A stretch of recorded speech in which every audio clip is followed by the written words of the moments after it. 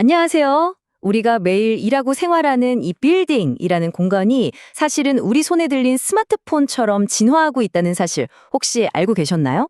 오늘 우리가 이야기할 소프트웨어 정의 스마트 빌딩이 바로 그겁니다. 소프트웨어가 어떻게 딱딱한 건물을 살아 움직이는 플랫폼으로 바꾸는지 지금부터 한번 제대로 파헤쳐 보겠습니다. 자, 그럼 이 질문으로 한번 시작해 볼까요? 요즘 스마트 빌딩이라는 말 참 많이 쓰잖아요.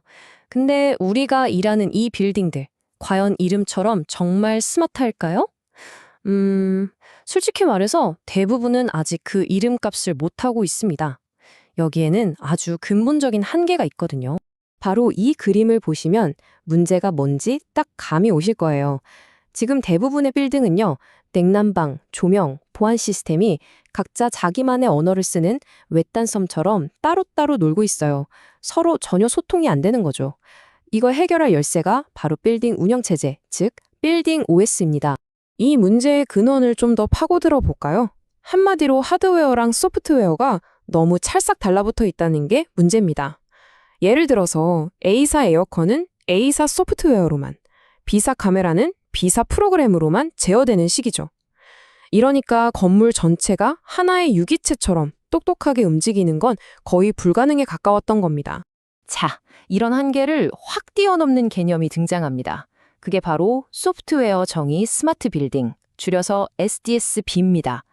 이게 뭐냐면요, 건물의 냉방, 조명, 공간 같은 모든 물리적인 자원들을 하나의 중앙 소프트웨어가 통합해서 관리하는 거예요.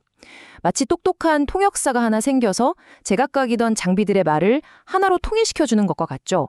그리고 이 똑똑한 통역사가 바로 빌딩 OS인 셈입니다. 네, 이 건물의 중심에서 두뇌 역할을 하는 게 바로 빌딩 운영체제입니다. 우리 컴퓨터에 있는 윈도우나 맥 OS, 스마트폰의 안드로이드나 iOS를 생각하시면 이해가 아주 쉬울 거예요. 건물 전체를 위한 운영체제가 생기는 거죠. 빌딩 OS의 핵심 역할은 바로 이겁니다. 복잡한 하드웨어 장비들과 우리가 실제로 사용할 응용 프로그램, 즉 앱 사이에서 다리 역할을 해주는 거죠. 일종의 미들웨어라고 부르는데요. 이게 있으니까 개발자들 입장에선 정말 편해집니다. 더 이상 에어컨이 어느 회사 제품인지, 조명 스위치 규격이 뭔지 일일이 신경 쓸 필요 없이 그냥 스마트폰 앱 만들듯이 건물에서 쓸 수 있는 편리한 앱을 만들 수 있게 되는 거예요. 아니, 근데 이게 대체 어떻게 가능한 걸까요? 어떻게 건물이 하나의 거대한 컴퓨터처럼 작동할 수 있을까요? 여기에는 세 가지 아주 중요한 핵심 원리가 숨어 있습니다. 바로 추상화, 프로그래밍, 그리고 동적 할당, 이 세 가지입니다. 첫째, 추상화를 통해 모든 하드웨어를 그냥 자원으로 바꿔서 생각하고요. 둘째, 프로그래밍을 통해 이 자원들을 간단한 코드로 쉽게 제어할 수 있게 만들어요.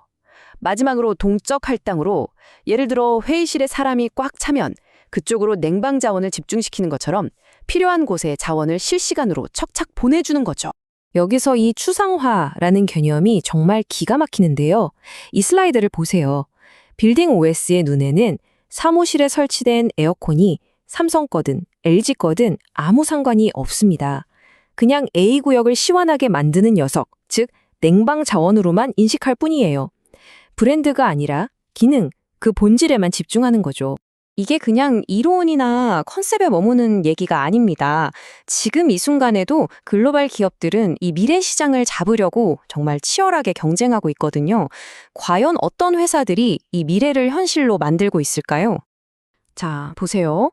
지멘스, 슈나이더 일렉트릭 같은 전통의 강자들은 물론이고 마이크로소프트, 구글 같은 빅테크 기업들까지 모두 다 이 판에 뛰어들었습니다. 이들 모두 디지털 트윈이나 AI 같은 최신 기술을 이용해서 건물을 하나의 소프트웨어 플랫폼으로 만들겠다는 공통된 목표를 가지고 있는 거죠. 그래서 이게 얼마나 효과가 있냐고요? 구글 사례를 보면 그냥 입이 떡 벌어집니다. 데이터 센터 냉방 시스템을 딥마인드 AI에게 맡겼더니 에너지 사용량이 무려 40%나 줄었어요. 어마어마하죠. 이게 바로 AI가 건물의 운영체제 역할을 완벽하게 해낸 대표적인 사례입니다. 이 모든 변화가 좀 복잡하게 느껴지실 수도 있어요. 괜찮습니다. 우리한테 아주 익숙한 예를 하나 들면 이 모든 게 한 번에 이해가 될 거예요. 바로 스마트폰입니다. 놀랍게도 지금 빌딩의 진화 과정은 스마트폰이 걸어온 길과 정확히 똑같습니다. 옛날 피처폰 한번 생각해 보세요. 버튼 누르면 전화 걸고 문자 보내고 딱 정해진 기능만 됐잖아요. 그런데 스마트폰이 나오면서 모든 게 바뀌었죠.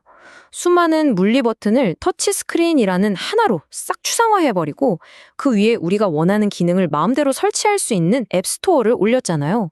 지금 빌딩이 정확히 그 지점에 와 있는 겁니다. 물리적인 스위치나 설비들이 빌딩 OS라는 플랫폼 위로 올라오고 우리는 그 위에 서비스 앱을 설치해서 무한한 가능성을 만들어내는 것. 이게 무슨 뜻이냐면 건물이 그냥 건물이 아니라 하나의 서비스 플랫폼이 된다는 거예요. 우리 스마트폰에 앱 깔듯이 이제 건물에도 앱을 까는 시대가 온다는 거죠. 예를 들면 회의가 끝나면 알아서 전등과 냉방을 꺼주는 에너지 절감 앱을 설치할 수도 있고 직원들의 스트레스 지수를 관리해주는 웰빙 앱을 다운받을 수도 있는 겁니다. 정말 상상하는 모든 것이 가능해지는 거죠. 자, 이제 정리를 해볼까요? 핵심은 이겁니다.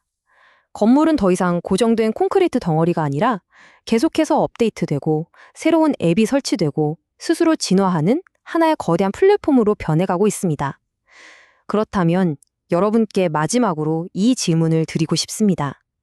만약 여러분이 매일 지내는 그 공간, 그 사무실, 그 집이 하나의 플랫폼이 된다면 여러분의 하루를, 여러분의 삶을 바꿀 가장 먼저 설치하고 싶은 앱은 무엇인가요?